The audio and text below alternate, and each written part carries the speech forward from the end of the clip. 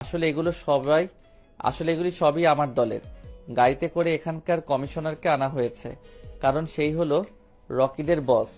এরা এখানে ড্রাগসের ব্যবসা করে আর অনেক ধরনের খারাপ কাজ করে। এদের শেষ করার জন্যই আমার এখানে আসা। যদিও এটা আমার দলের যে কাউকে পাঠালেই শেষ করতে পারতো, কিন্তু আমার আরও একটা কাজ ছিল, সেইটা পরে জানতে পারবেন।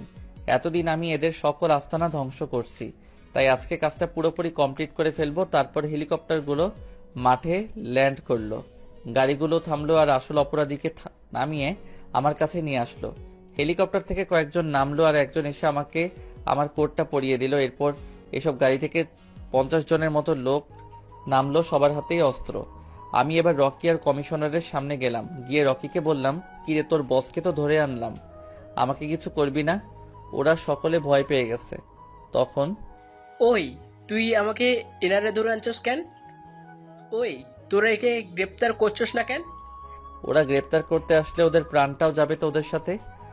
আব্বু, তোমার এত ক্ষমতা, তুমি কিছু করতেছো না কেন? তখনই রকির আব্বুর মোবাইলে ফোন আসে। আরে শরীফ সাহেব, আপনি আপনার ফোনটাকে ধরুন, পরে আমাকে কি করবেন না হয়। ফোনে কথা বলার পর তার ফোনটা হাত থেকে পড়ে যায়। হা হা, কোথায় গেল আপনার ক্ষমতা? আপনার ছেলে সব ধরনের অপরাধ করার পরও আপনি তাকে কিছু করেননি। আপনার ক্ষমতার জোরে আপনার ছেলে অপরাধ করে যাচ্ছে, তাই আপনার এই ক্ষমতাটাই আমি কেড়ে নিলাম। হা হা হা। ওনার মুখ দিয়ে আর কথা বেরোচ্ছে না। আর কমিশনার, তোকে বলছি, তোর কাজ হচ্ছে দেশকে রক্ষা করা, আর তুই কিনা দেশের মধ্যে অবৈধ জিনিসের ব্যবসা করিস। কে তুই? আমি তো আমার পরিচয় দিবই, তার আগে শোন, এই কয়দিনে তোর যত অবৈধ আস্তানা, তোর লোকজন সহ সব আমি ধ্বংস করেছি। তোদের ড্রাগসের ব্যবসা আমি এই কয়দিনে বন্ধ করেছি। আজকে তোদের শেষ করে দিব আমি। কে তুই? কি তোর পরিচয়? এসব কিভাবে জানোস? আমার পরিচয় জানার এত আগ্রহ? আচ্ছা শোন, তোরা টাইগার গ্রুপের নাম শুনেছিস? সবাই একসাথে তারা দেশ থেকে সব ধরনের খারাপ কাজ দূর করার জন্য কাজ করে। হুম আর আমি হলাম সেই গ্যাংয়ের লিডার, টাইগার। এটা শোনার পর ওখানে যারা ছিল সবাই 2 কদম পিছিয়ে যায়। তারা যেন মৃত্যুকে চোখের সামনে দেখতে পাচ্ছে। এদিকে অপরাধীদের অবস্থা আরো ভয়াবহ। কিরে, আমার পরিচয় শুনেছিস? আর তোদের শেষ করার জন্যই আমার এখানে আসা। এবার তোদের উপরে যাওয়ার পালা। বলেই সব কয়টাকে উপরে পাঠিয়ে দিলাম, আর আমার লোকদের বললাম এদের লাশগুলো পরিষ্কার করতে। তারপর সকলকে উদ্দেশ্য করে বললাম, আপনারা কেউ ভয় পাবেন না, আমি অপরাধ ছাড়া কাউকে কিছুই করি না। আমার এই কলেজে আসার মূল উদ্দেশ্য ছিল এদের শেষ করা, তা আমি করেও ফেলছি। এখন আমি এখান থেকে চলে যাব। আর একটা কথা, আজকের এই ঘটনা যেন বাইরের কেউ না জানে, মাইন্ড ইট। বলেই সেখান থেকে হেলিকপ্টারে করে চলে আসলাম, কারোর সাথে কোনো কথা বললাম না। পরদিন কলেজে গেলাম। এটাই শেষ যাওয়া। গিয়ে হারামিদের কাছে গেলাম। আজকে কলেজের সবাই কেমন করে তাকাচ্ছে, কারণ একে তো কালকের ঘটনা, আবার আজকে আমার গেটআপ পুরো হিরোর মতো।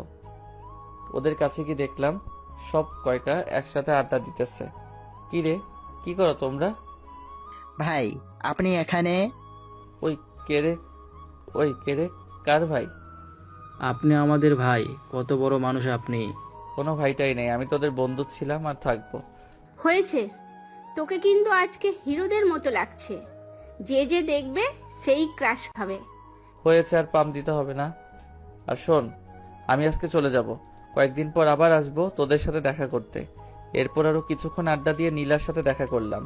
নীলা, আমি এখান থেকে চলে যাব। সত্যিই চলে যাবি? না গেলে হয় না? না রে, চলে যেতে হবে। অনেক দিন আম্মু আব্বুদের থেকে দূরে আছি। ও আচ্ছা, তোমাকে আমি কিছু ও আচ্ছা, তোমাকে আমার কিছু বলার আছে। বল। এইখানে না, ওদিকটায় চলো। তারপর আমরা ওই দিকে গেলাম। আসলে কিভাবে যে বলি, কি বলবি বলে ফেল। জানি না তুই কিভাবে নিবি। আসলে আমি তোকে ভালোবেসে ফেলেছি Zahid. I love you so much Zahid, please আমাকে ফিরিয়ে দিস না। সরি নীলা, আমি তোকে ভালোবাসতে পারবো না।